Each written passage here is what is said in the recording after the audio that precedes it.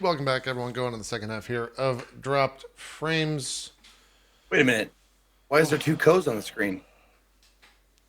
I don't know. I'm Crazy. just as weirded out as you are, man. I don't even know how I got here. They didn't pay me enough to show up, so you know. That's all I got. That's it. That's my co-line Now, of the day. Cole, I have a question for you. I've seen you do like your impression of me. Is there a clip of you doing a JP impression? I don't think so. There might have been one a long time ago. I remember you doing one, or maybe that was Zeke. One of you has done an impression. It might have been Zeke. I think Zeke did, yeah. Yeah. I'm not really too Oh, good at impressions, so. Zeke's easy, 'cause I can just yell and rage all at the time. Yeah. Yeah. But I also have face cutouts of you guys that I just put my mouth in. I have seen that multiple times. I'd have to work on like my no emotion face for you because like I'm so like smiley and stuff. So Yeah. JP, You got to be very even kill. Yeah. well, Well, it's not a frown. Yeah. Because that would show emotion. well, that's true. So it's like just Maybe like that, maybe like off to the side. I don't know. I'd have to really work on it. you have to Like work his on it. emote? Like that Yeah. emote thing? Exactly. Exactly. Yeah. Yeah. 100%.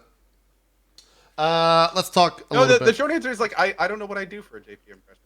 I mean, I could hate on games, but I feel that's cliche with you at this point. Like, Yeah. so No, I don't know I don't what I think would. it's- I don't. I don't think it's. What I I did think back. a proper JP impression is not hate. It's more apathy than hate. Apathy. The apathy. Okay, I see what you're It's- saying.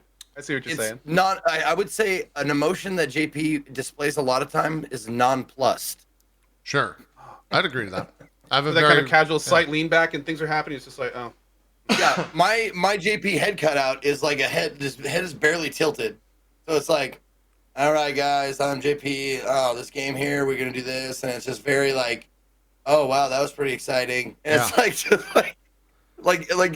I'm interesting. I'm not interested in that. oh, It's still my Well, it's- catchphrase, I think, is that. oh, it's That's that's pretty great. cool. Turns out Darth Vader was that dude's dad. Oh, cool. Okay. Yep. I'm trying to think. You bring up a question of have I ever like been super excited in the sense of a reaction, like physical and audible reaction to a movie?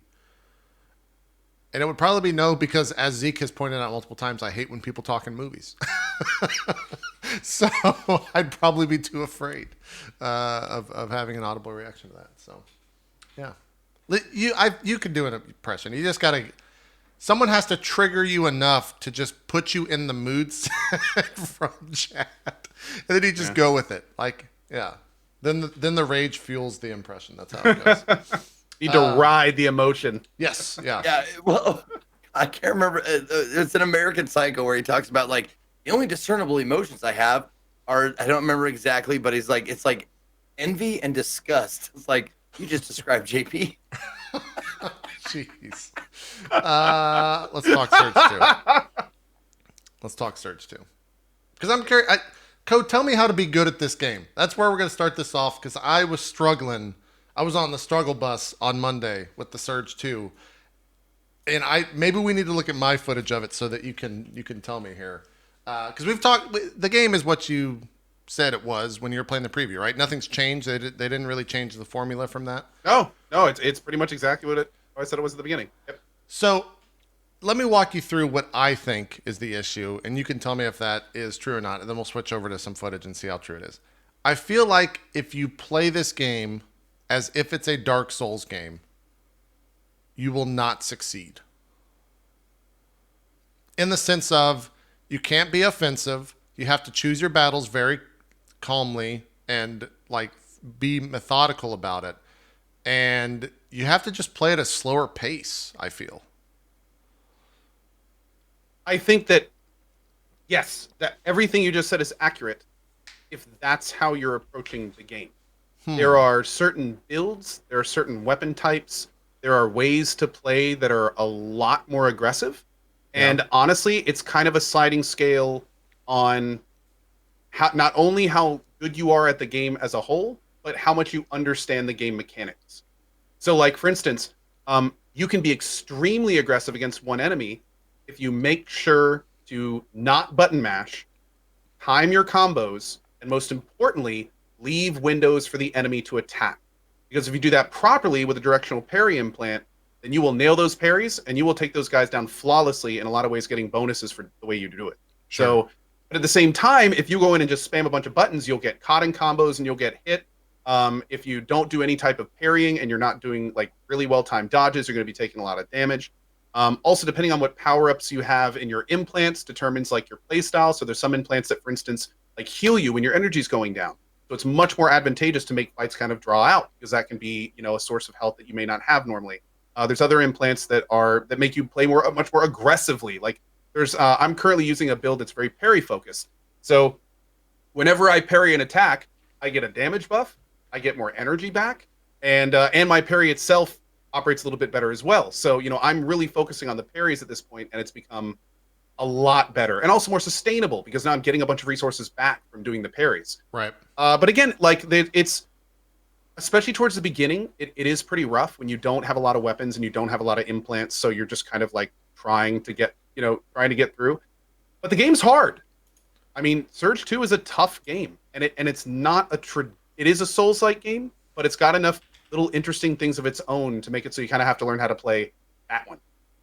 So yeah, it is difficult. There's no like easy I win button way to play. I will say utilizing the drone makes the game significantly more accessible, because you can like start stripping armor parts before you even engage in the fight. And then, you know, fatalities are generally an instant kill. So if you strip a bunch of armor off a piece and then go in and focus that armor section, you pop off the armor and fatality them, and, you know, they're down with half their life left. Yeah. So lots of little tricks kind of add up to different experiences. Also, slower weapons in this game are traditionally much more difficult, because the animations they lock you into are a lot longer.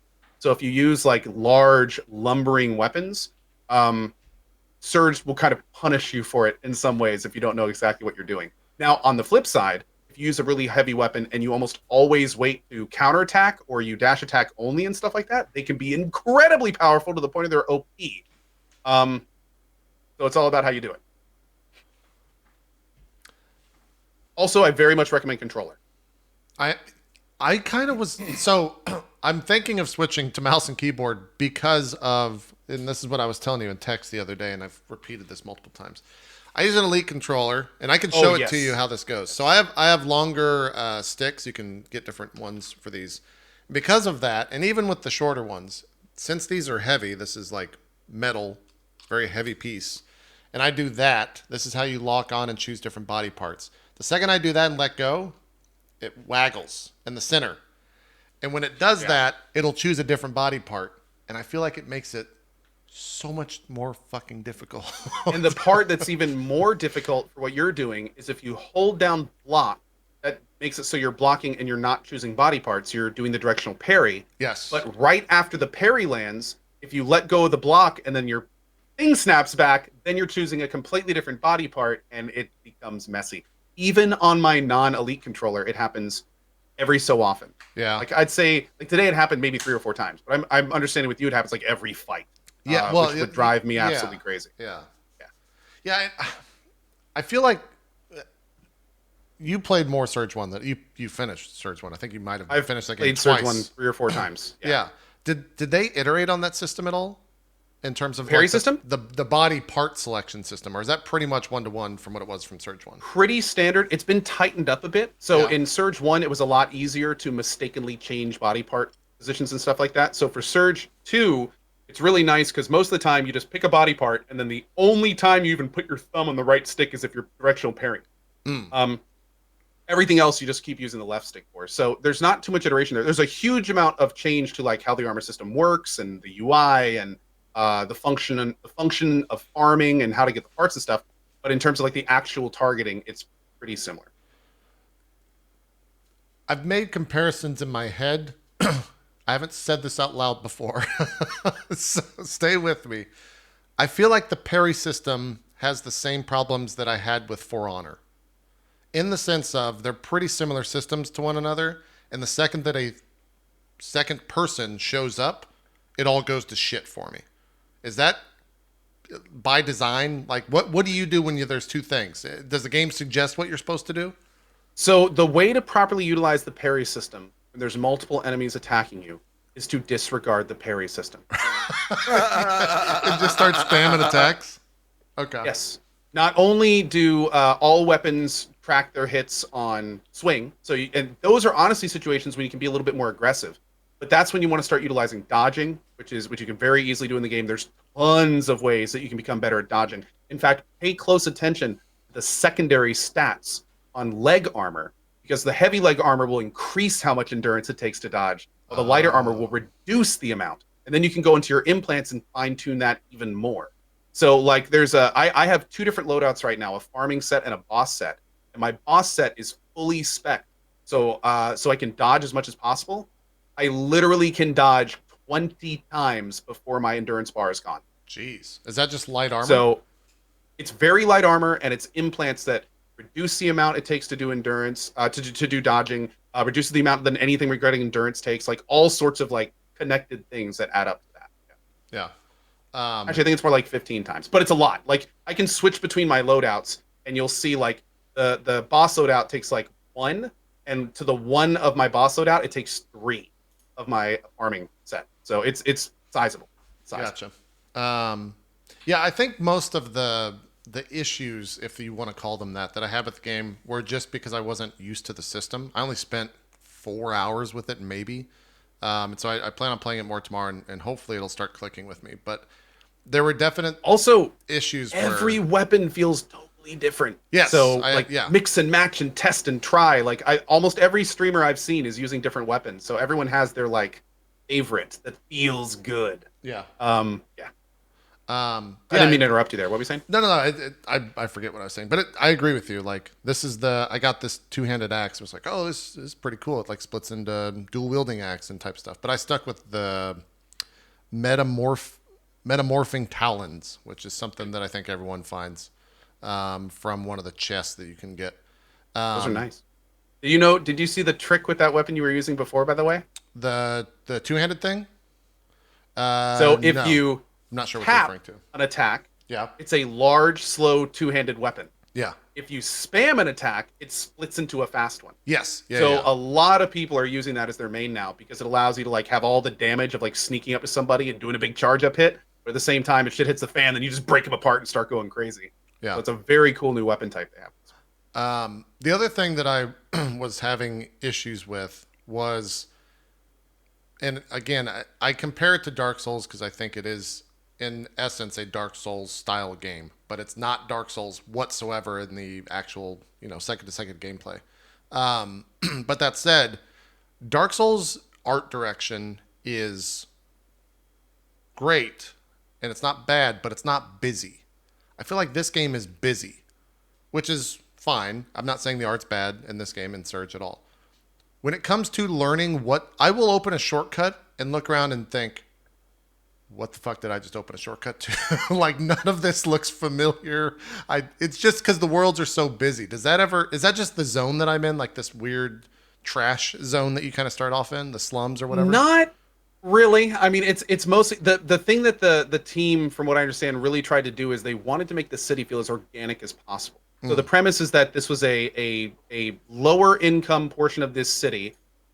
It was then completely obliterated by this nanite plague, and all the people have been shipped off. The only people remaining are the detritus. Everything's been looted. Things are being destroyed.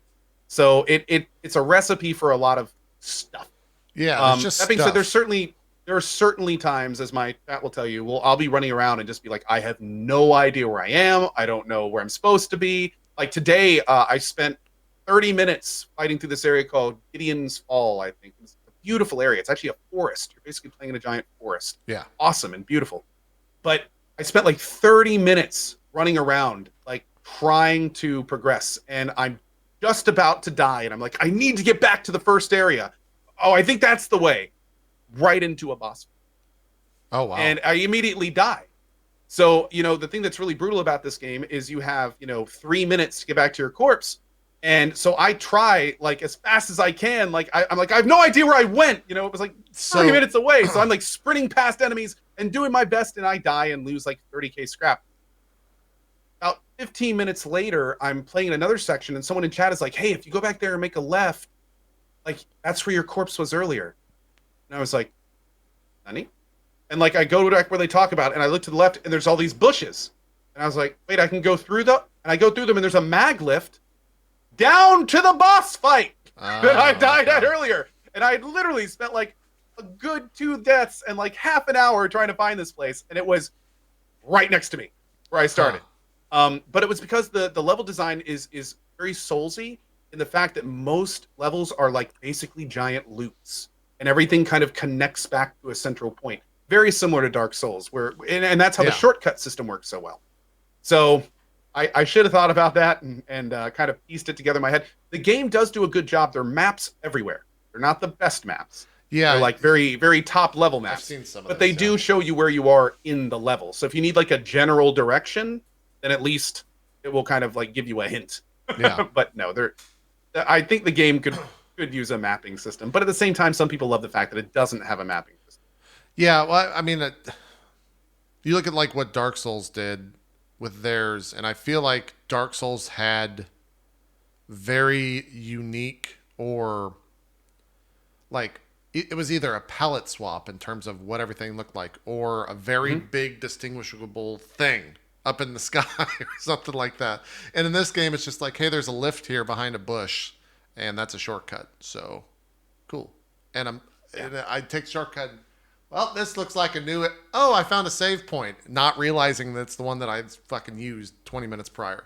That was happening a lot. You mentioned one thing that I actually do not like about the game because of the fact that it invokes so much anxiety. When you die, there's a timer that pops up for you to get back to your body. I fucking hate that. I do not like that. Now, the good news is there's a couple cool mechanics for it, though, that are pretty fun. If you kill enemies, the timer goes up. So if you actually work your way back to your corpse, that feels better. That's pretty awesome. And also, this is a big hint for anyone playing this game. When you die, you leave your souls on the ground. If you get near the souls, they will turn green. Mm-hmm. That's a passive health regen. So if you die to a boss, and you can get back to the boss quickly, then you have 2 to 3 minutes of health regen around your souls. And also, when you pick them up, it's a full heal. Huh. Okay. So going into boss fights and utilizing that can really help the earlier stages. Interesting. Okay. This right here is the hallway of death, which I mentioned to you in your chat, where I started just repeatedly dying at the end of Monday's stream, where you fight the two. There's one guy with an axe and then 2 guys with axes within, and I just this area is tough. This is one of those areas where it's like you saw me. I died a few times here as well, probably more than a few times.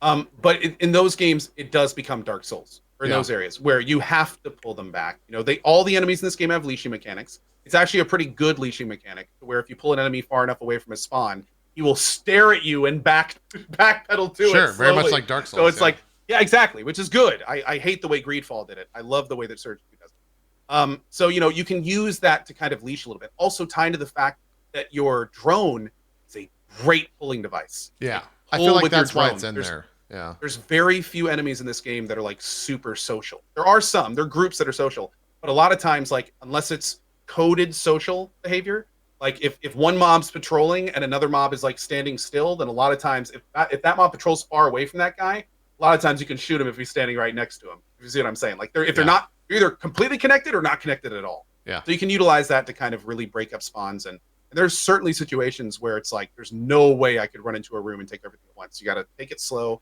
pull him out, wear a guy down, let him leash, pull him, break his arm, kill that one, then you can rush in and get him. Yeah.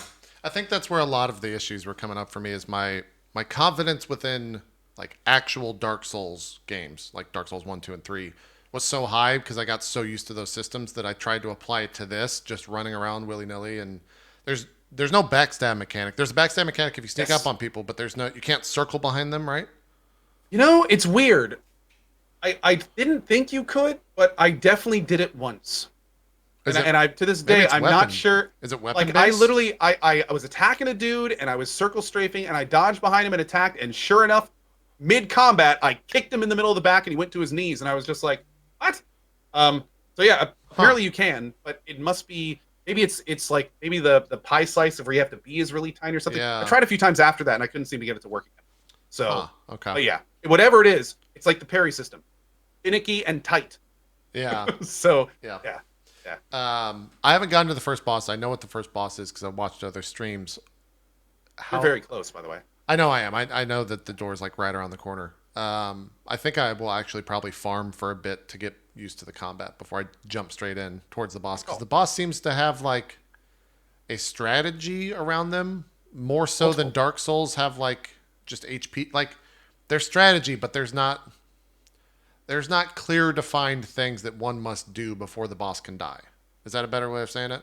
Should I show the boss? It's first boss. I don't know. Yeah, I mean, you can show the boss only because we were able to do the boss in the early access preview. So this is all stuff that people have actually seen before. But yes, there's actually multiple stuff going on with the bosses. So, I could go into it a little bit if you don't mind a little bit of a spoiler. I kind of know what to do on my own already. So feel free. Well, I'll be kind of global about it. So this, the first boss, for instance, features an aerial denial attack. So he will do something to make it more difficult to move around the arena, and there's ways to position him to prevent that. He also has like attacks where, kind of like this one, where if you look at the attack, you can tell, oh, there's a place he never hits.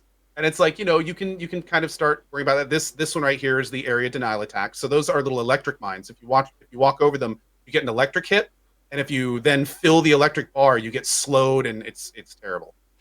There's also components on the boss. So, you've got like the 3 legs can be broken, the 2 arms can be broken, the coolant tanks can be broken, and what order you do those in can influence how the fight is. There's also the shields on the top there indicate how many times you have to parry it to stagger it. So he has like a combo system that you can kind of like learn to time that properly to get him to fall down and do things.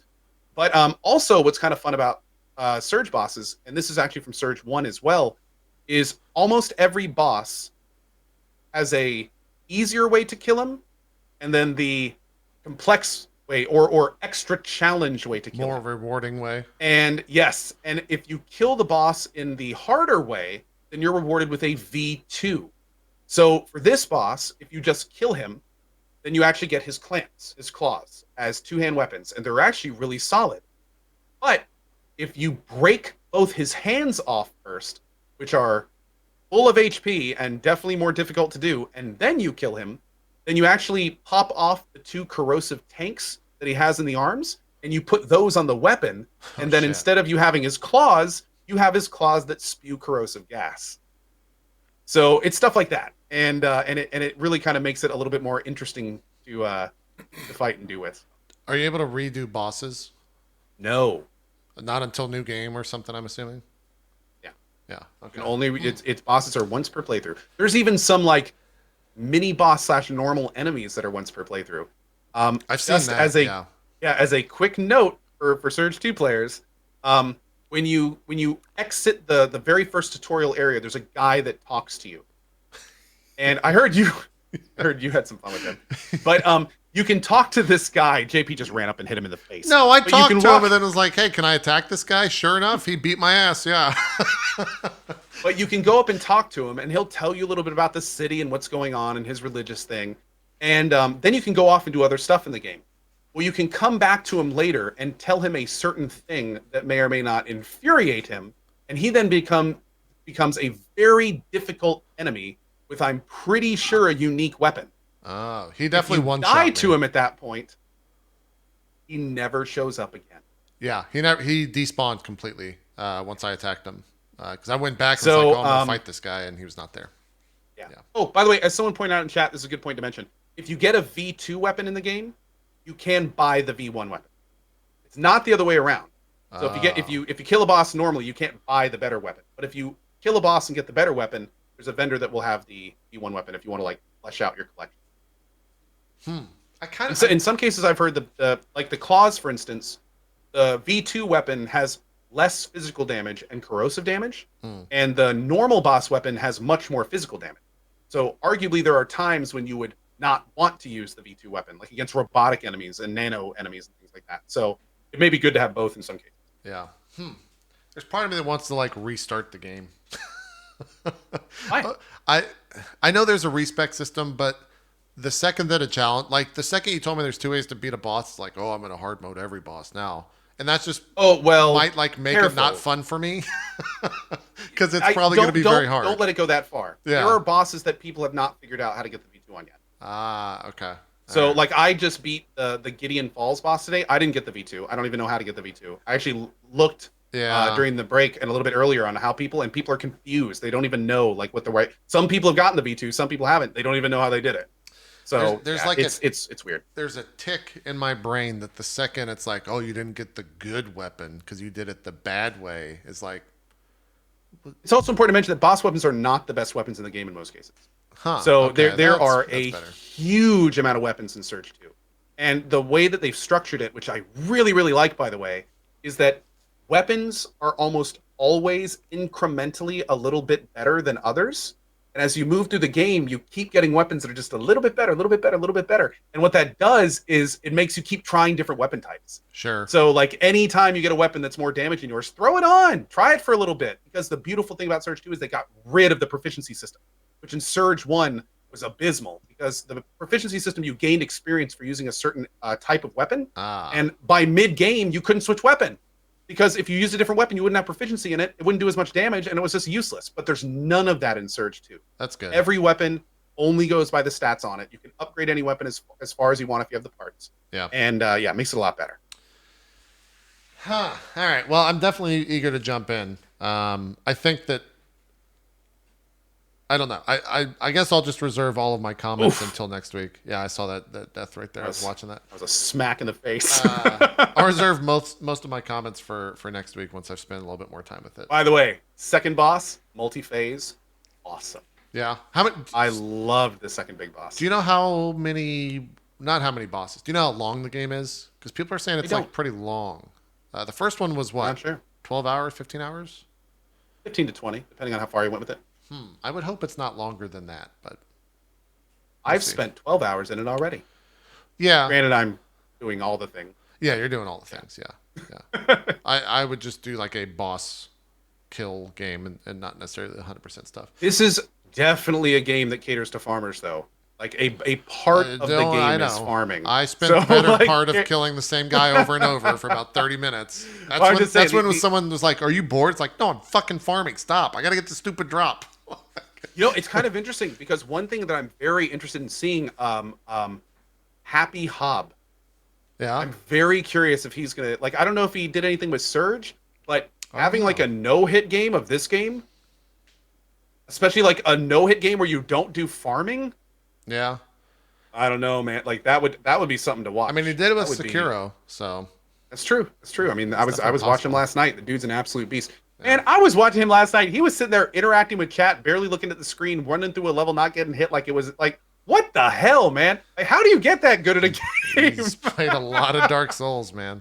He definitely Oh my has. god, dude. I swear at one point he was dodging mobs and not even looking at the screen. Like I looked at him looking at chat, and on the screen he was just like whoop, whoop, whoop, just like, my lord, dude. Yeah. Happy Hob. Very Well, impressive. it's like people who play like Flight of the Bumblebee, like Yeah. on piano or whatever, and they just have played it so much that they barely have to think about it anymore. And it's a super complex and complicated thing to do, but you like get these sound cues. You're like, you hear like a little tiny groan, and that means I can roll twice this way, shoot an arrow, and then I won't get hit. Sure. Like that kind of thing. Yeah, I get it. Zeke, let's jump over into your neck of the woods. You've been playing games. Indie Sunday. Okay. We owe 2 from last week as well. Sure. Maybe we should start with the Colonel Sanders game, though. Maybe. You want to start with that? You want to open with that one? Should we save the best for last? You tell me. I don't know. You've played a lot. I mean, it'll be short. It'll be short Okay. All right. if we do that. We can do all the short games Well, or the games that I looked at a little bit. okay. Yeah, let's start with that. Because People we've want to got know. I Love You, Colonel Sanders. We've got well, we don't have to talk about Dark Pictures, Man and Medan, because I barely paid attention because it was me and DP just fucking around and drinking. But we can talk about Rebel Cops and we talked Stone Story last time, right? No, I think we left off the 2 other games from last week after Blasphemous because we ran out of time. So Yeah, Okay. we'll definitely bring those up. Let's Okay. let's work our way backwards. Let's start with the Colonel Sanders game. Is it good? I love you, Colonel Sanders. The full name is the full name of the game, and I shit you not, is I love you, Colonel Sanders, a finger licking good dating simulator, Yeah. and it's free. First of all, let me it just say is? that. Oh, Right out the okay. gate, it is absolutely free. You can get it right now. It's free. Huh. Good thing it's free. It's very short. However, the game has a wonderful sense of humor. They prop up the Colonel as this like honky, like do no wrong, like all of his D&D stats are like 18. Yeah. Like all of his stats are maxed out, and oh god, of course, like the 2 times I get tipped, Trumpel Shovel comes on, great. But it's not really a dating simulator, I don't think. I haven't played a lot of dating simulators, but I don't think it's like a normal dating simulator. It's a visual novel, not a dating simulator. And it's a short visual novel, which is good because doesn't overstay its welcome. Exactly. It's concise. I think it took me like, I want to say like 2 hours or something like that. But that was with me not only fucking around a lot, but also failing on purpose, like because you can go through this game and probably, except one part, not get a wrong answer. Like as far as the choices, because there are lose conditions in the game where if you hit like a wrong choice, like it'll be like the choices are obvious. It'll be like, would you prefer to eat hot, steamy mashed potatoes with spicy gravy on it, or a slimy, disgusting octopus tentacle? And you're like, well, I want the octopus tentacle. And then it punishes you. It's like, game over. It gives you a game over screen, and you have to go back to like a checkpoint in the game. Thankfully, they do have a fast forward button. If they didn't have a fast forward button, I would have stopped. But the fast forward button, you can go like, you can fast forward through all the dialogue until you come to a choice. So there's checkpoints set up throughout the game. However, I will say there is one part in the game that is like a super troll, and it was awesome to fall for it. Huh. I'm gonna put it's only okay. It's a free game. I'm gonna put my hand up in case you want to play it for whatever reason. But I just want to say this out loud. You don't want to spoil the KFC visual novel. Listen, man. I don't know. Hold on. The fact that Co is saying this, I think that's the. Go ahead. Better safe than sorry. Okay.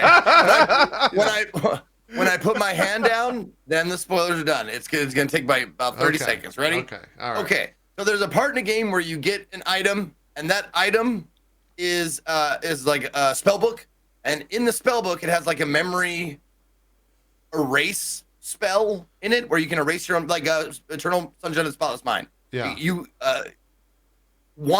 gives you the option to erase the memories of the Colonel from your head. Okay. And you try and cast the spell, and then it repeats dialogue except for one line.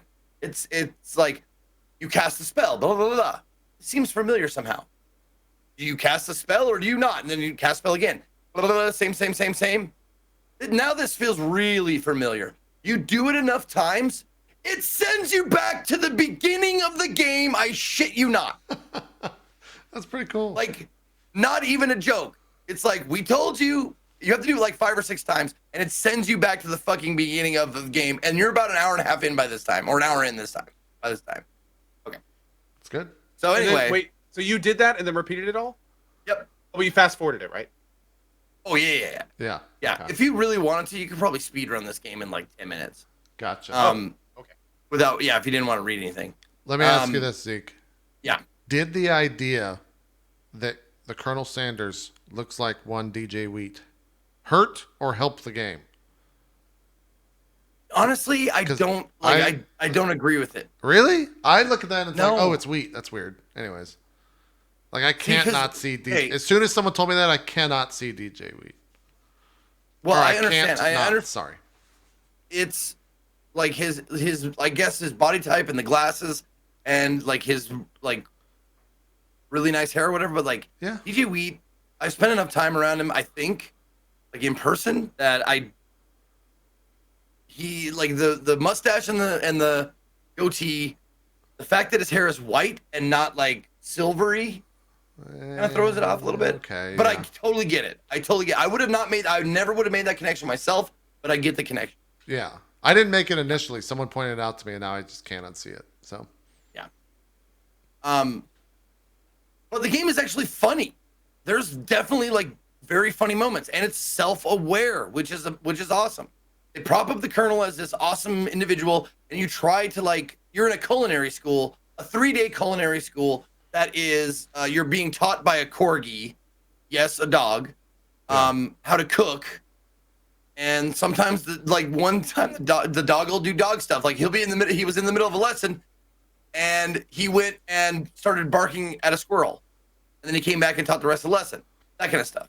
Okay. Also, there's like a monster in it that is like made out of potatoes and sporks. It's hilarious, and all of this was a ploy to introduce a new menu item. Oh, and the new menu item is fried chicken or mac and cheese with fried chicken in it. And let me tell you, if you've ever had fried chicken in mac and cheese, it is fucking delicious. That sounds pretty good, honestly. I've not had theirs, KFC, but we have a bar in town that does a lot of like different mac and cheese dishes. And it's called the Southern Mac. And it is spectacular. I order it every time I go there. It's fucking delicious. Does it have is it like crispy fried chicken? Yeah. Probably pretty good. Yeah, they bread and fry up crispy fried chicken and like a chicken breast. Yeah. And they cut it up and they put it into mac and cheese. It's got some crunch. Really good. Sounds pretty good. Some crunch with your gooey and cheesy. It's amazing. Yeah. Got a good mouthfeel. Mm-hmm. Does it the mac and cheese doesn't ruin the crispy? Not if it's fresh, no. Yeah. Because what they do is they take it, they make the mac and cheese, and then they have the sliced breaded chicken breast. They lay it on top. Oh, okay. And then okay. you mix I thought you meant like gotcha. And you mix it in, yeah. Okay. That makes a lot more sense. Yeah. Yep. Huh. All right. Now, it's actually a funny game. I was in a bad mood because Blasphemous pissed me off. Sure. Because I don't mind games that are just real quick. I don't mind games that are difficult. But that game was tedious. And that I didn't care for. Okay. As far as like, if you die, you have to go a long way through a tedious part, like tedious section of the game where I hate games that make you wait.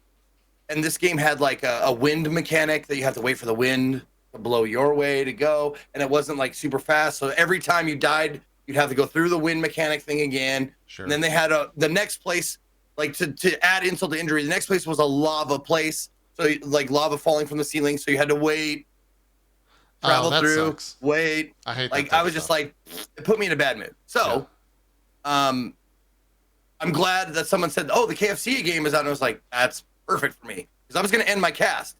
And I went, I think I'm going to check this out, and I'm glad I did because it was a fun time for like the 2 hours that it lasted. Is it better than the Sneak King? I never played that. I never played Sneak King or what? My God! How did you not play the Sneak King's like actually a good game? Dad, I'm sorry, Dad. Jesus, I don't know why that was so loud. That was pretty impersonal. Blowing ears out. I was of all the things to be super passionate about. Man, everyone freaked out about that. Yeah, you should play the Sneak King, Zeke, if you can find a copy of it. I don't think there's a digital version. You'd have to find like the physical disc. Yeah, for reference, well, we that was talked about enough this that made before. my headphones crackle. Really? Yes. Wow. Huh. Oh my God. I like the passion, man. Oh my God. What? KFC tweeted at me. Uh-oh. Just now? The official KFC account tweeted at me. I kid you not. Man, we live in a world. Wait. Where right now or last night when you were playing? 23 Twitters. minutes ago. Oh, God. I'm hearting it and retweeting it. Are you watching this right now, KFC? I don't know. Maybe. Does that mean we made it? No, I that would only guess. be if That's they what- paid us to eat their food and say it was the I best. retweeted it. I just retweeted it. I said, "That's it, y'all. We made it, or I made it." Now I gotta go see it. You got a low bar for making it on social. Well, you're not verified. You're still a youngling. It's okay. Yeah. Well, I'm just saying, like, I mean, that's cool when like a brand name that like is known around the world, like the official account tweets at you. Pretty great. Pretty great. My KFC tweet's broken.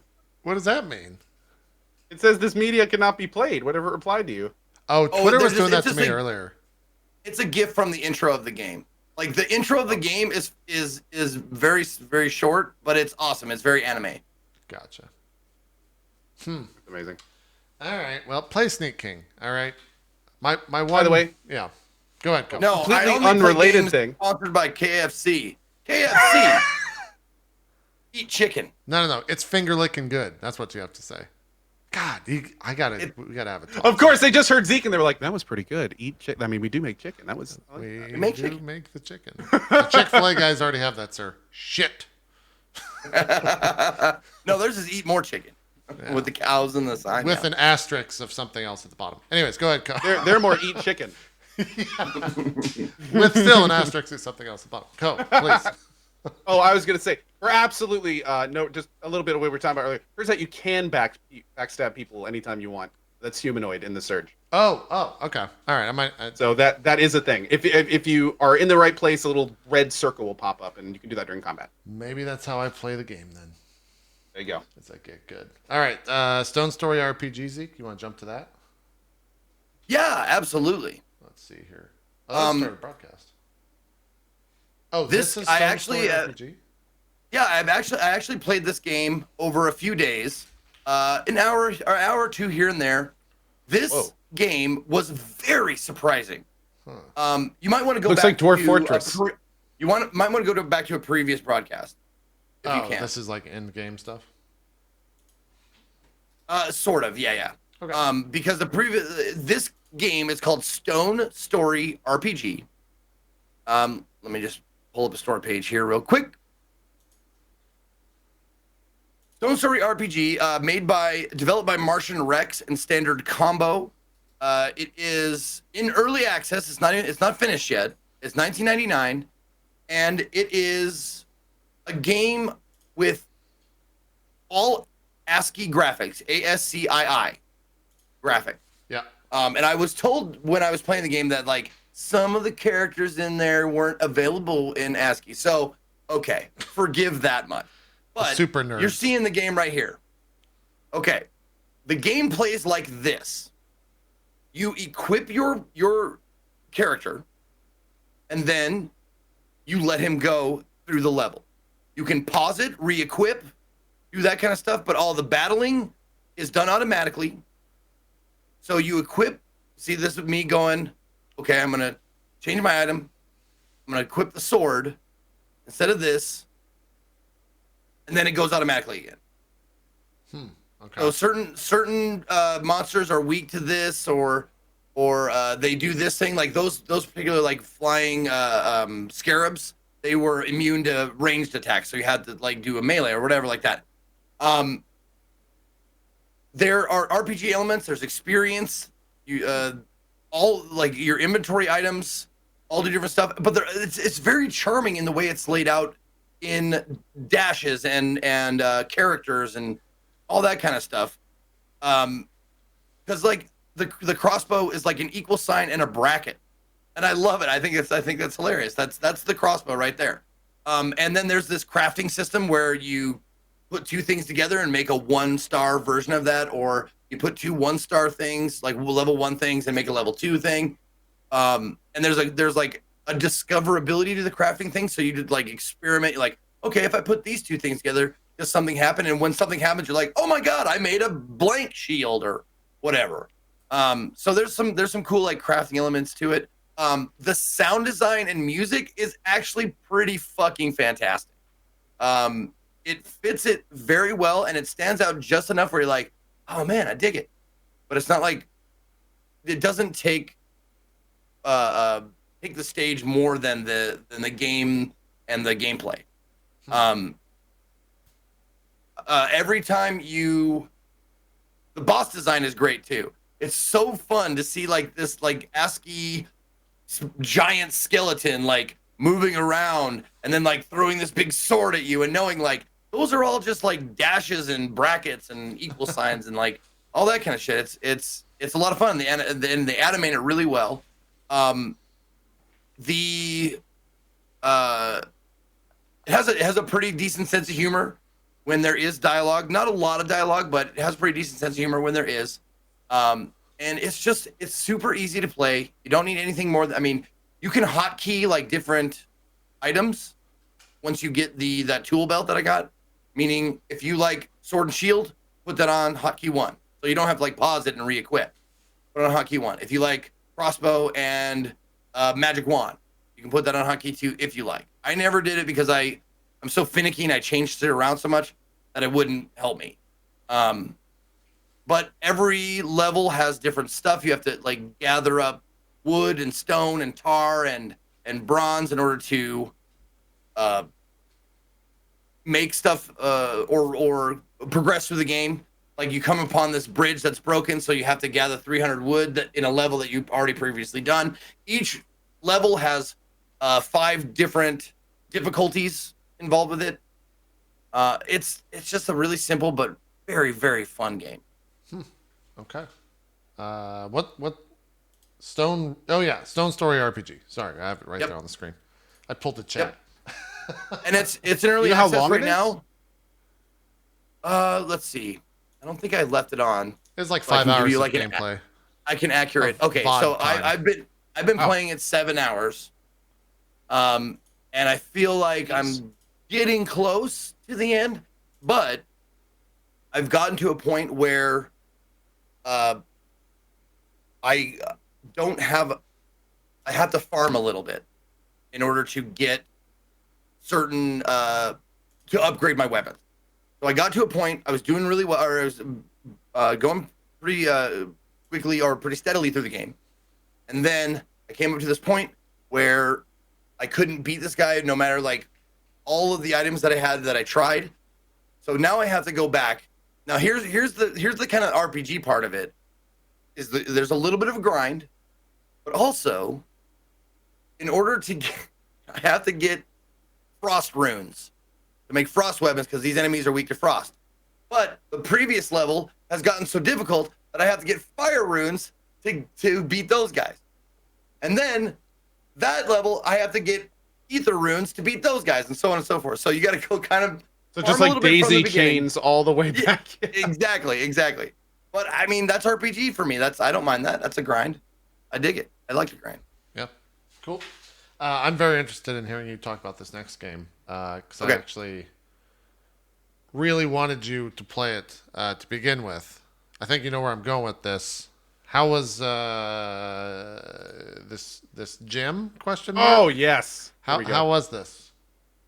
Untitled Goose Game. Untitled Sorry. Goose Game. Yeah. Yeah, Untitled Goose Game.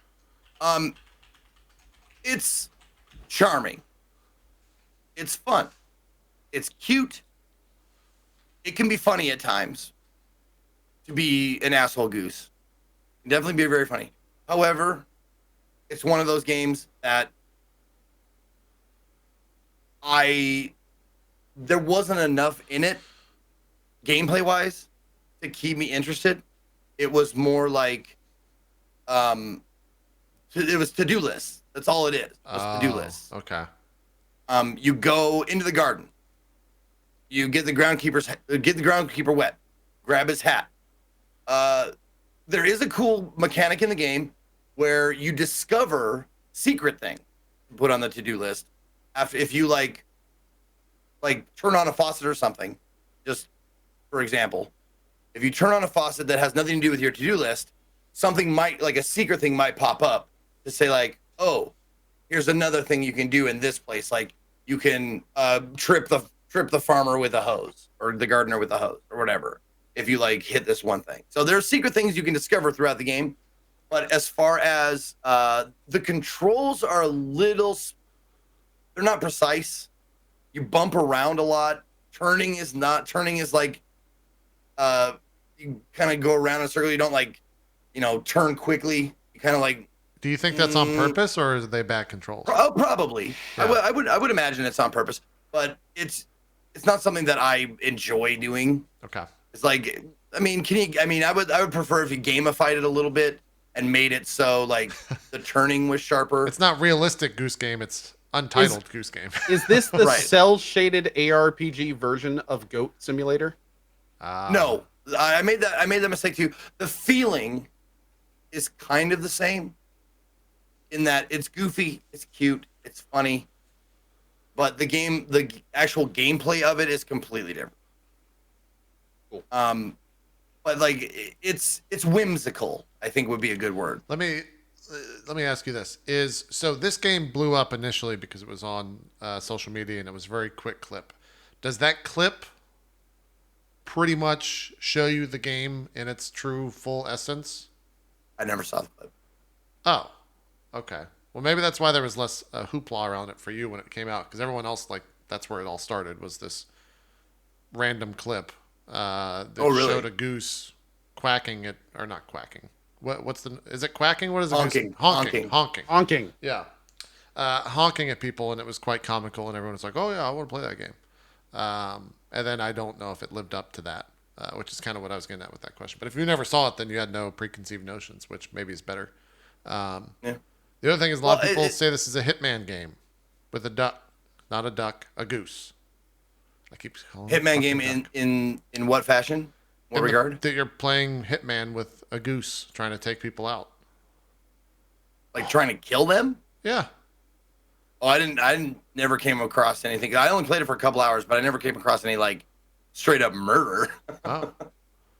There was stuff like trap somebody in a phone booth or lock them in the garage, but never, it wasn't like drown them so they're not a witness to your crimes.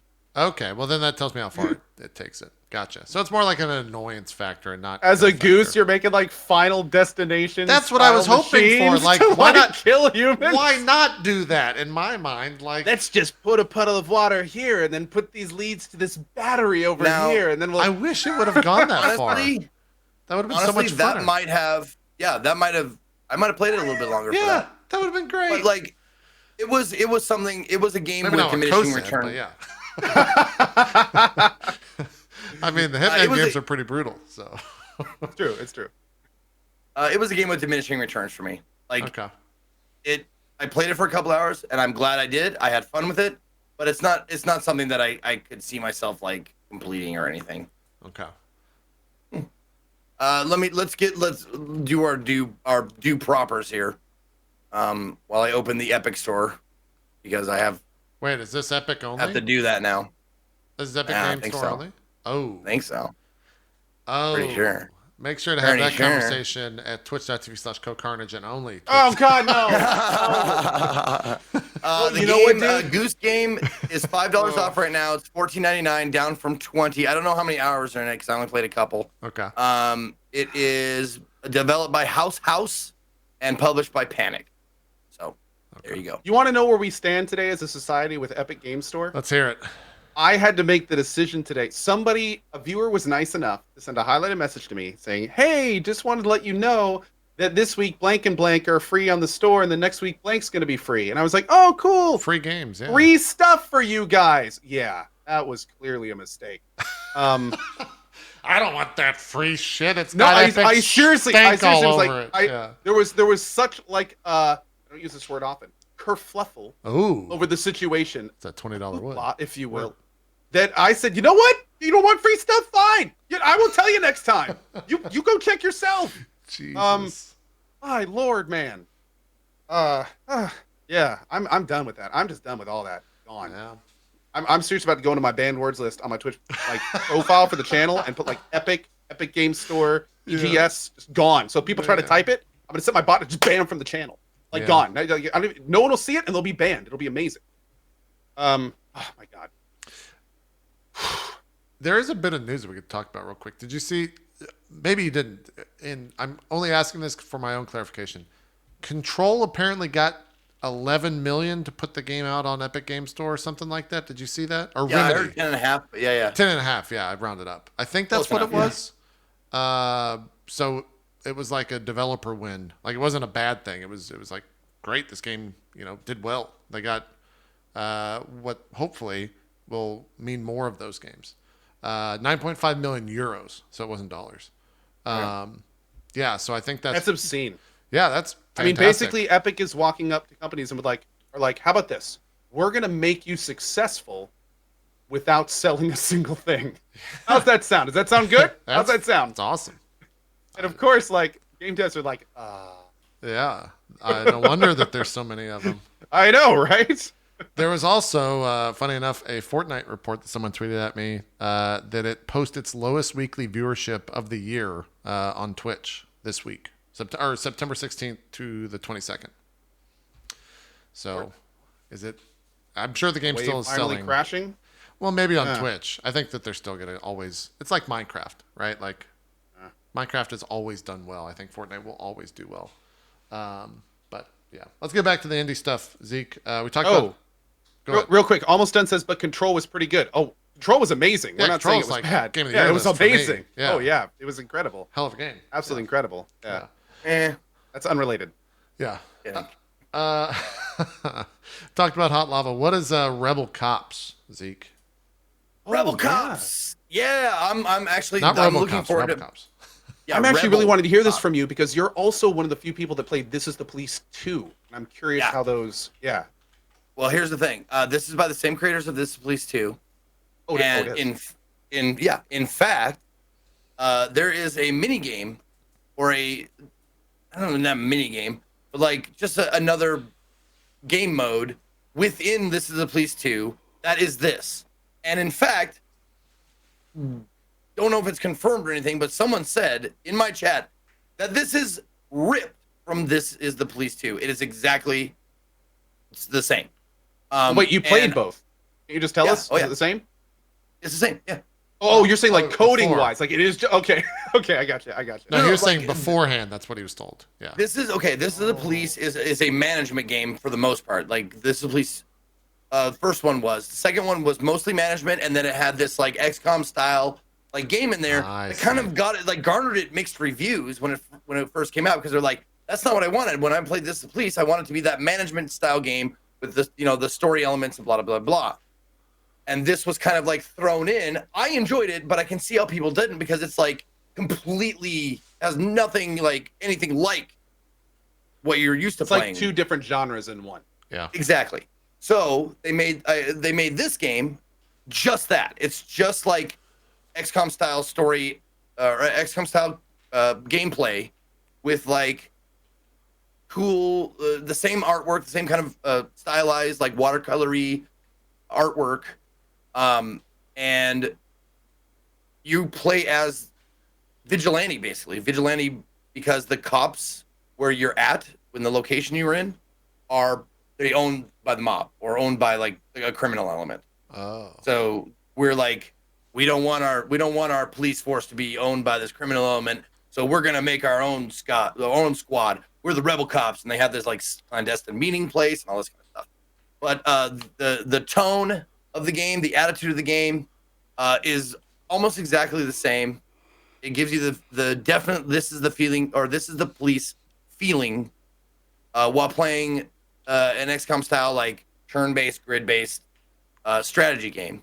One of the cool things about this game is that they instituted one of the mechanics is they give you a limited number of saves per mission. You have 5 saves per mission, and the first mission was like if you're meticulous and you stress over decisions like I do, pretty fucking long. Like it took me like an hour and a half to do the first mission, and because I didn't want any of my officers to die. Like if someone died, I'd have to go back to a save, and you can't just save all willy-nilly. You only get 5 of them throughout the mission. So that's a cool way to handle that. Yeah, so I'd have to go back and like go back to a save. Like, oh shit, but that was like 10 moves ago. Because you'll accidentally get shot, and when your police officers will die, you're like, fuck. But I have to go back to load that save. Oh god. Yeah. And you go back, load the save, do it again, and it's great. I like that the limited saves mechanic so you can't really scum it. Yeah, I like it's, that. It's not Iron Man. It's in between, but it's a good in between. It's in between. I dig it. I dig it. It feels balanced. And it's fun. And the voice lines that they use on on the map when you're moving them, like the Roger and like that kind of stuff. Some of them are fucking hilarious. Like you can see she's my first officer on the left. She's my highest rank. Bulka? Yep, Bulka. Her name is Bulka, and her last name is Bulka. And when you move her, she speaks like an old grandma, and it's hilarious. Like she says cop shit, but in like a grandma voice. Like, oh yes, let's go. Here we go. And she like goes to like Roger that, and she like goes to the spot. Weird. And sometimes like the juxtaposition of what they're saying and what they're doing just makes for a fucking hilarious time, because I have like 2 or 3 people on my squad with like big like butcher knives, and you ask them to go up and stab a guy who's already been like tased or whatever, and you hear them go like okie dokie, and they just like fucking murder the guy like on the ground. Jesus. Yeah. But yeah, I'm looking forward to playing it. I actually want to see if I can give it a full playthrough. So I didn't play too much of it. It is $8.99. It's normally $10, $9.99, but it's on sale 10% off for $8.99. By Weappy Studios or Studio, WEAPPY, Weappy Studio, and published by THQ Nordic. Cool. I had a blast. Okay. Way to play it again. Final game we'll chat about, then we're going to speed run some questions here from Crazy Dan. Betcha. Telling lies. I've seen a bunch of people play this. What's your take on it? I'm going to be also careful of what I show here in the footage of it, because I think a lot of this stuff Also, is Zeke, photos. just to be clear, you also played Her Story, right? I did. Kind of prequel to that? Yeah. Is it a prequel, or is it just by the same people? I think it's by the same people. It's not related. Yeah. At least, I mean, there's references, I think, maybe like little Easter egg references, not pertaining to the plot. So. Gotcha. Okay. I mean, I saw some person in a dialogue say, but that's her story. And I was like, wink. Probably right. Wink. Sure. That kind of shit. Telling lies. Let me just say this right out of the gate. If you're thinking about playing Telling Lies, you need to have a mod. And a mod, the mod is a third-party mod made by a kid, or a kid, I don't know if it's a kid, made by someone in Korea. Because the video player on this game, if you don't use the mod, it makes it almost fucking unplayable and unbearable. It has mixed reviews on Steam. It has mixed reviews on Steam for that reason.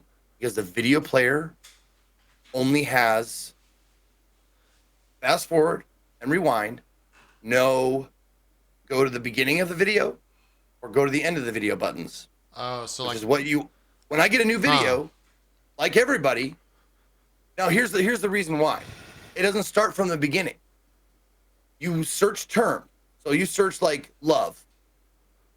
And it goes to the part in the video where the person in the video says love.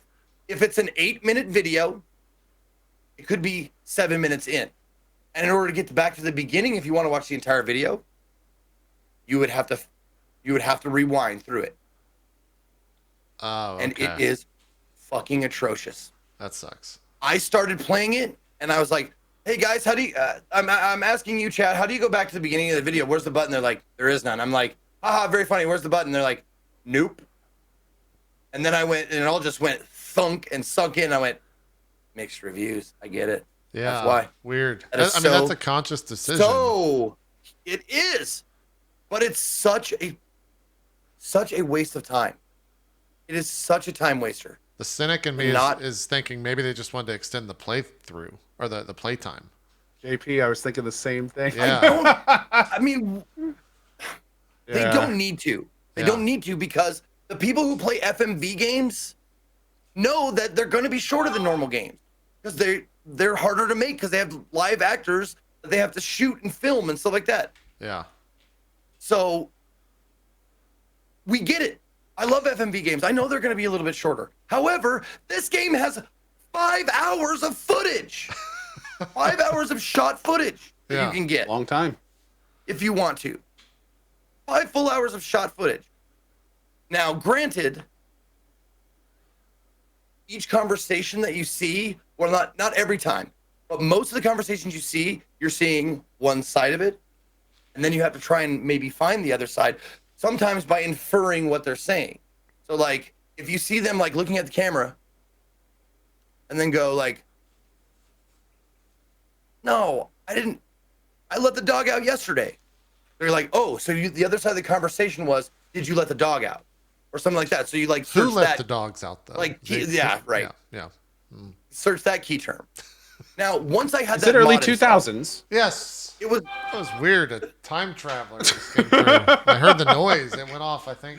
Time machine. It was weird. Sorry. it's a let me just one more thing about the mod. It's a very simple mod to install. It's not even a mod. It's a file chain. You take a DLL that the guy created, and you just replace it in the game files, and that's Weird. it. That's all you have to do. Weird. And then it makes it so the home key and the end key go to the beginning or end of the video, and then the arrow keys go Skim it or whatever. 2 seconds, 2 seconds ahead, 2 seconds behind for every push, so you can skip through video and stuff like that. It is absolutely 100% necessary, and I don't know why they Man, don't have it in. I hope for their sake the devs patch this in or something.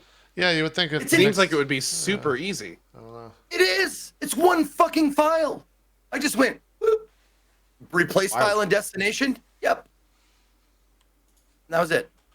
Anyway, getting past that, I will say the game itself it can be a little I don't want to say it's not boring, but it's definitely there's spaces you have to wait through because a lot of times you're seeing one side of the conversation, and sometimes the other side of the conversation, someone is telling a long story. Yeah. So the person that's sitting there is just, reacting to it and not saying a lot. The positive thing is when you're fast forwarding through a tape, the subtitles still pop up. So you know when the character that you're cool. looking at. So you can fast forward until they say something, and then, hit the play and go from there. So that's good. So I noticed earlier you were highlighting text and it said that you bookmarked it. Is it the kind of Yes. thing where all the stuff you bookmark, you can just like Control F and go right back to those points in the video?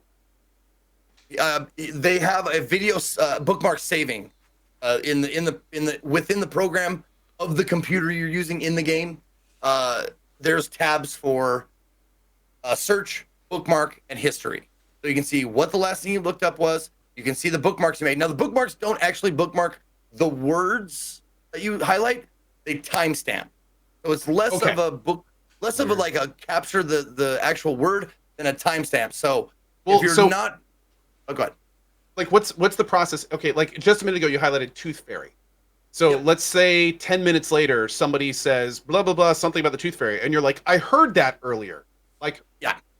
can you then just like go to a window, double click on the first one, and it will then open that video right to that spot and let you see it again, kind of thing? Well, here's what you can do with the bookmark system, which I never did this because I know I've played Her Story and I was going through everything systematically because I know from Her Story that jumping from one idea to the next, you forget to completely search that term or whatever. So what you can do if you play the game is if you highlight a word, you can search it immediately. You don't have to wait, but it cuts off the video you were watching because it goes to the search. Yeah. Weird. And it's just, so if someone says like explosion, you look up search explosion. You can go back to that video you were originally watching, but you can search the word you found immediately if you like. Cool. Okay. Okay. Yeah. Makes it kind of investigating. Sounds like it could be pretty fun. Yeah. I've actually never streamed an FMV game, so I'm kind of curious about maybe doing one of these sometime. Yeah, or at least a game. Yeah, I think that's Like that. Yeah, it seems Yeah. like a very unique case of. What would you FMV call that game. genre? FMV is just the tech behind it. Like, what are those types of games called? Yeah, Zeke, is there a name Or for this? story and I mean, it's an Story-wise? FMV detective game Okay.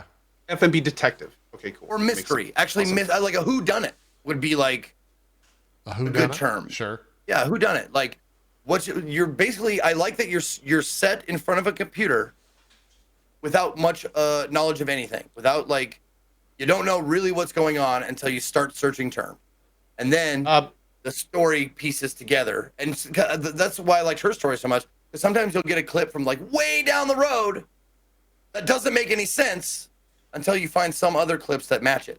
Because you'll search a term like a common term, like rose or the like, and it'll come up with, oh, that's the other mechanic on how they cover shit up or how they hide stuff from you.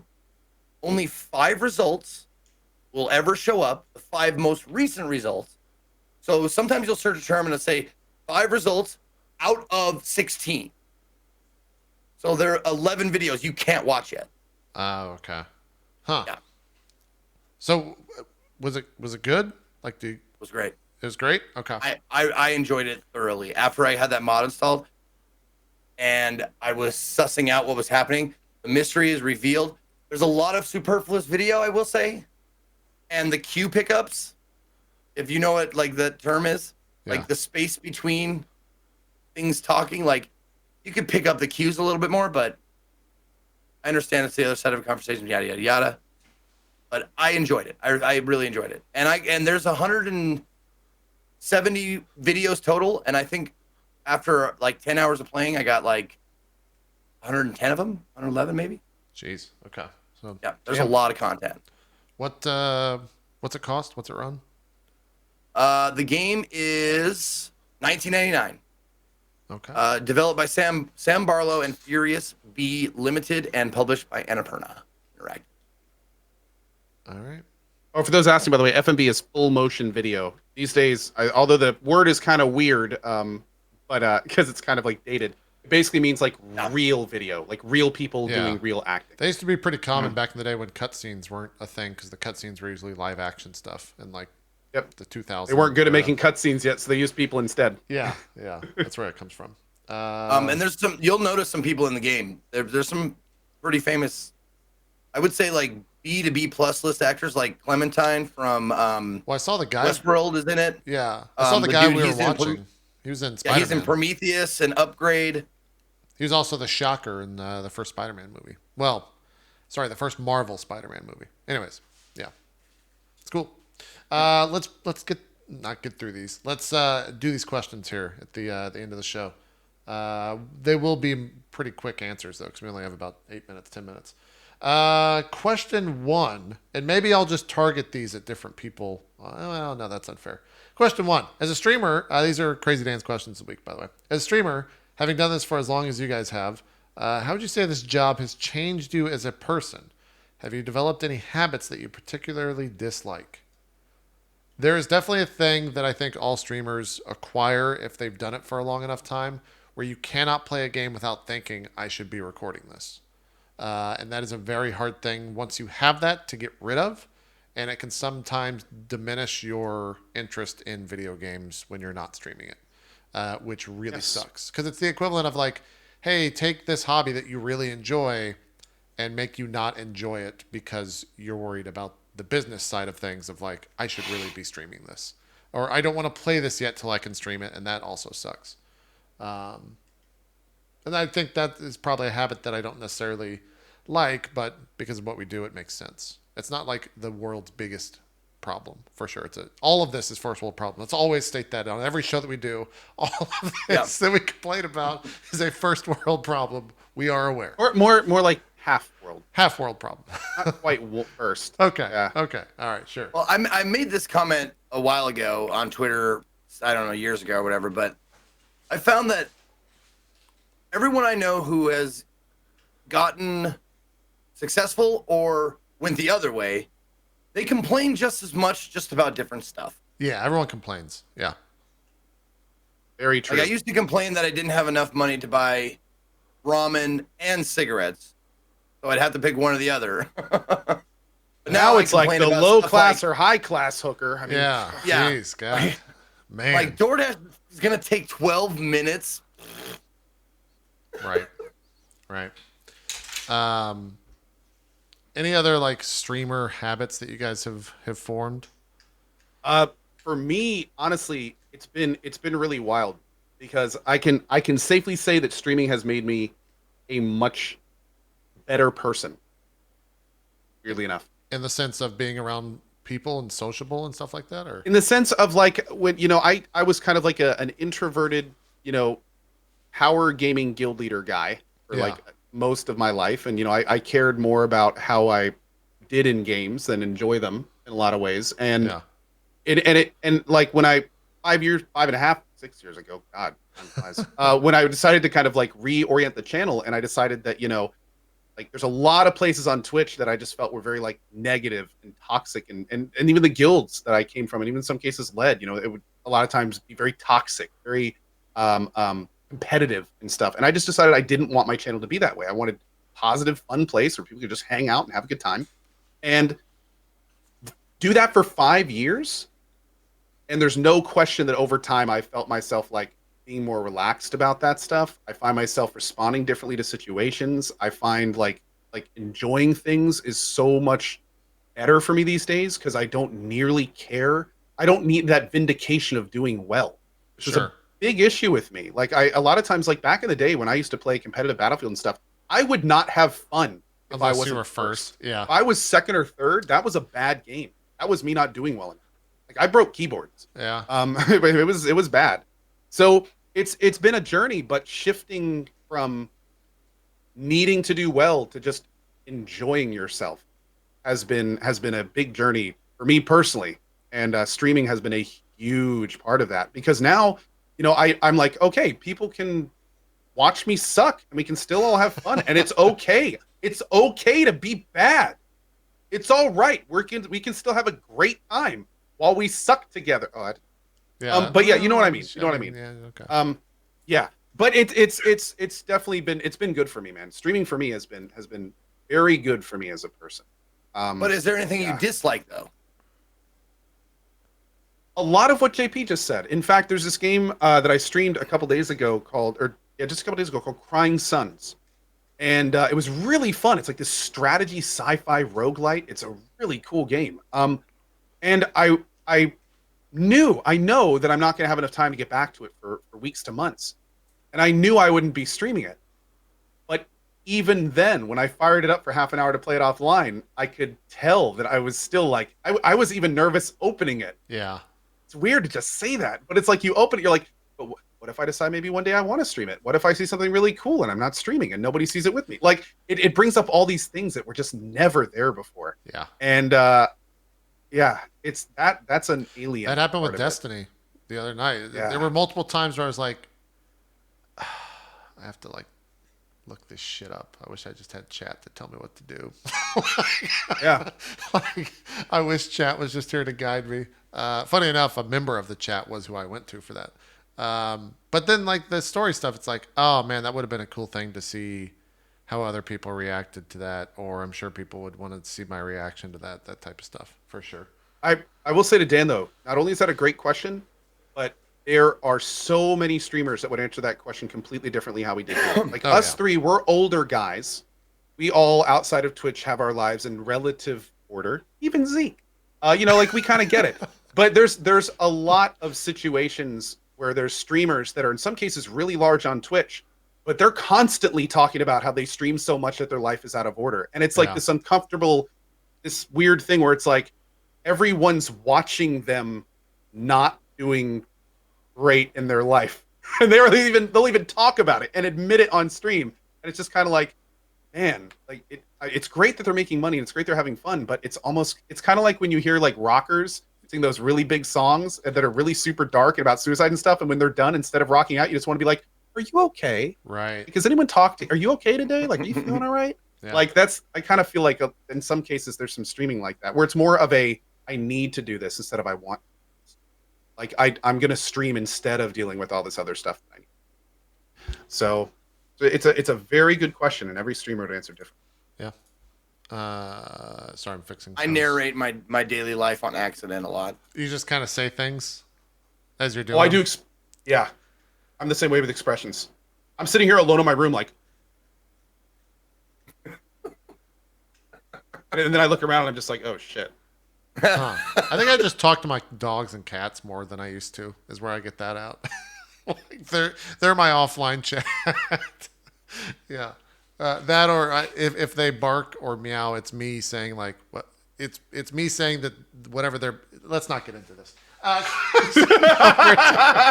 me more about what you talk to your animals about. Yeah, let's not get into this. Well, I'll go to my cupboard. Like I'm entertaining people. Be like, well, I'm gonna get this chili out of the cupboard here, and no one's fucking. Okay. Yeah, I get that. Great question, Dan. Yeah. We're just about out of time, but I can answer the second one real quick. Has there been any more deliberation on the question purchase system that would have had me ask questions of my choosing from the chat? No. Would you like to include code in Zeke's chat and this as well? Yes. We're currently working on some extension stuff that might help facilitate a lot of that. So once we kind of get that stuff now down in a post TwitchCon world, we'll Also, let you know. You know what would be fun that I don't think we've done before? We could have a crazy Dan inspired Q&A DF one day. Yeah. Where it's like basically maybe even Dan could moderate it and people could like submit questions to him and we could just answer questions all day, like a big Q&A. I would love you to Photoshop like little podiums, so it's like, all right, the gentleman from Montana, you have 2 minutes. Yeah. That'd be pretty good. Like debate style. Oh my god, we could bring Dan on and put him on a little podium in the top left and like have a little camera on him. There's definitely ways that. Meanwhile, Dan is freaking out in chat in all caps. I love it. Yeah, there's definitely things that I've thought about in terms of like having actual recorded calls through like a Google Voice message. Yeah, there's definitely things that we could do in the future. Not saying that we're going to. Don't fun. ask me about these anytime. These in are the all future. ideas. These are all free-flowing ideas, none of which are grounded in actual reality. So there's no need to ask about them in the future. Let me just read through. I think this last question we're going to hold on to. It's about modding, and I want to give it its due diligence in terms of time. So I think we owe you this question and one question from last time. We'll definitely remember those, Dan, but we're out of time. We're actually over time. So that's that for Drop Frames this week. Zeke, you're going to TwitchCon. Are you excited? Yep. When do you leave tomorrow? You leave tonight? Yeah, leave tomorrow morning. Okay. Early morning. All right. Flight's at like 6-something a.m. Do some shout outs. So. Talk about all the stuff you're going to be doing at TwitchCon. Yeah, man, dude. Oh my god. What's up, everybody? Thank you guys for tuning in. My name is Ezekiel the Third. You can find me at /Ezekiel_III. You may have heard of me because Kentucky Fried Chicken actually tweeted a reply to me. I am now famous. I have made it, and that's it. I think this is where I peak. Anyway, yes, I am leaving to TwitchCon tomorrow morning, and I will be there. If you want to see what I'm doing, you can do one of two things. You can go to my Twitter and look at the pinned tweet, because I believe the pinned tweet on my page is my TwitchCon schedule. Yes, it is. Okay, so it says I am doing opening ceremony on Friday, meet and greet and global emotes meetup on Saturday, and improv for content creators on Sunday. So that's what I'm going to be doing. I will be tweeting out any channels that you can catch them live on in case you're not going to be at the event. Once I know what channels they're going to be on, because they usually do it per room. Like they'll do like twitch.tv/FrankerZ or something like that, depending on what room it's in or whatever. So I will tweet it out. You can see me and all that kind of stuff. And I want to say thank you to everyone who submitted questions for Emmett Shear. I'm not in charge of any of the selecting of those questions. And I do have to, like, this isn't like this isn't like me, like, needling him and stuff like that. This is them asking me to like help Emmett get the news out of what's coming with Twitch and blah, blah, blah, blah. So it's more friendly than it is an actual like interview kind of a thing. So don't expect me to ask the hard questions, because that's not what I was hired to do. If I was hired to do that, then you bet your ass I would. I'd light his pants on fire, but I am not. What I'm hired to do is help. That's what I'm doing. You're hosting. Yeah. I'm hosting, exactly. Awesome. We look Congrats for the forward opportunity, to. man. That's huge. Yeah, it is. We'll definitely be watching. I think that is happening on Friday at 8 p.m. Eastern, 5 p.m. Pacific is when the. It's not they're not calling it a keynote. It's a fireside chat or something like that, right? Oh, it's the opening ceremony. Opening ceremony. Sorry. Okay. Because it's long. There's going to be lots of stuff. Okay. I think. I mean, yes. There's just going to be lots of stuff. Sure. Yeah. Don't say anything else on there. Yep.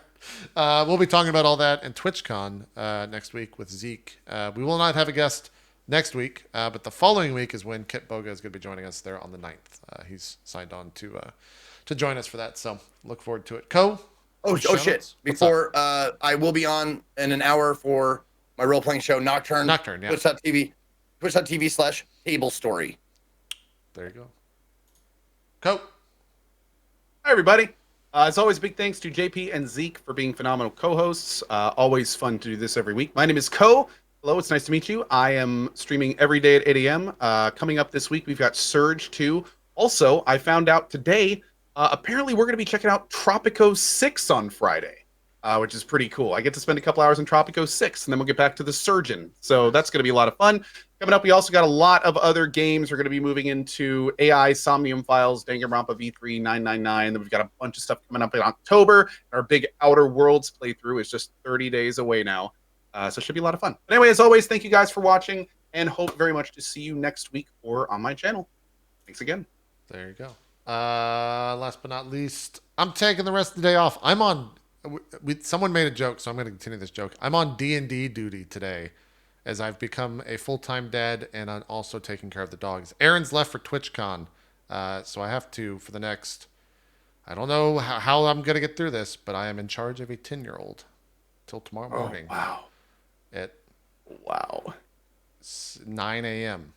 So send me all your best. Just send me some help. Let's go with that. So I'll return tomorrow. We'll probably jump into the Surge 2 after that. And then next Tuesday, probably not till Wednesday, actually. After Drop Frames next week, I'll be jumping into the Destiny Shadowkeep stuff. I'm very excited for that stuff. So that is that. I think that's it for Drop Frames. I think that's it for us. We're out. We'll see you next week. If you are going to TwitchCon, make sure to say hi to Zeke. And also say hi to everyone. I hope everyone going has a great event.